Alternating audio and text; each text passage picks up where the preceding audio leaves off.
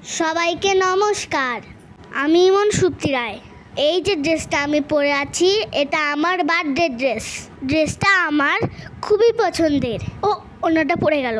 অনেক খোঁজাখুঁজির পরে এই ড্রেসটা পেয়েছি।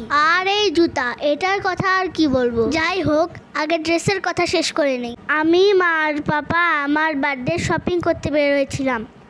অনেক মার্কেট ঘোরাঘুরির পর আমরা এই ড্রেসটাকে পাই। প্রথমবার এই ড্রেসটাকে দেখেই আমার অনেক ভালো লাগে। তারপরে ড্রেসটাকে কিনে ফেললাম। ড্রেস কেনার টাকা দিয়েছিল আমার ঠাম্মি।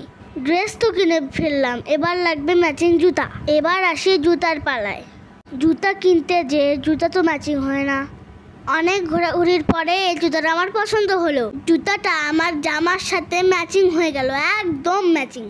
জুতা আমার এমনিতেও অনেক পছন্দের, আর এটা ছিল স্পেশাল কারণ এটা বার্থডের জুতা।